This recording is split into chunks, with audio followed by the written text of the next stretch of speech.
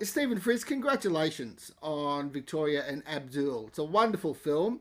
I'm very keen to know what you think of it and how it fits into your filmography. I don't terribly worry about my filmography. I just hope I've made a film that audiences enjoy. It seems to be a very good story, and it supports tolerance and things that I support. But it's really a good story, and the audiences seem to like it because it's quite funny. Were you looking for something in particular when this film crossed your desk? No, I wasn't looking for anything. I just sit there like a blancmange reading scripts. You've just won the Venice Film Festival Award, the Glory to the Filmmaker Award for your contribution to cinema. You're the first British director to be so honoured. Just to ask this general, just to ask this general question up front, as one of Britain's great journeyman directors, how do you feel about such an award? Well, it's always nice to get awards. Why would I not like them?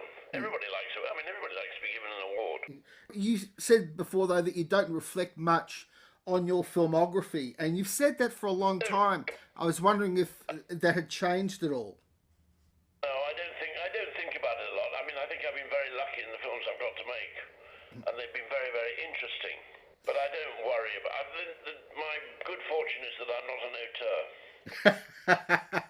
Because I was going to ask if at this brilliant stage of your career where you're in this wonderful sweet spot where almost every film you make is remarkable, if you have identified any commonality in the films that you've made. Is there any theme or any common value that runs through your movies? Well, I think they're all extremely well written. Good writing clearly matters to me. Is there much rewriting or reworking after you get a script? Yes, you go on fiddling with it the whole time just to make the scenes better and to, whatever it is. So, but it's not, you don't suddenly say, oh, let's put a car crash in. How did you react when you found out that this story was only uncovered in 2010? Well, I'm like anybody else. I was astonished. It seems to have been concealed by the royal family, I'm ashamed to say, for reasons that I don't understand, because Victoria comes out of it rather well. It's a beautifully made historical comedy drama. That's a good description. I'm keen to know what it was like when you were filming in these huge halls that are heritage listed. At the same time, you're shooting and editing the scenes to kind of mock the amount of pageantry and the number of servants and all the protocol that was being observed at that time. It's a very interesting irony how beautiful the film looks, but also what you're commenting about royalty at the time. Always there that the world of the court was ridiculous, entertaining and funny and ironic, but that that in a way both Abdul and Victoria were prisoners of this enormous pomp. And what are the contemporary residences, Stephen Frears, that you would like this? Country, well, first of all, in America, of course, where Donald Trump hates Muslims, it's quite funny. Here where Brexit will involve immigrants being chucked out. I mean, it's very. We're going back to being a much more narrow country. I've enjoyed the broadening of everything and the widening of the possibilities. I did want to just ask you about this, to unpack it a little bit, about the place that you'd like this film to have in the current narrative of Britain, where, as you say, there are big divisive issues regarding immigration. How do you want the film to play out and feed into the developing story of Britain and its relationship with immigrants? Well, it is, of course, a story of two cultures, and that's all happened in my lifetime. When I was brought up, Britain ruled, a quarter of the globe, and everything was pink, and it was much more boring and much more uninteresting.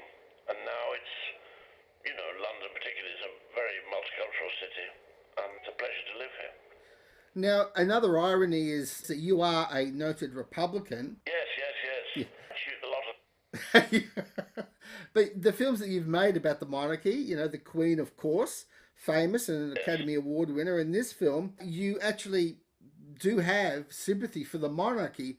I'm wondering if you, as a Republican, through what you're saying in these films, regard the monarchy as being part of the solution of what is facing Britain at the moment. Part of the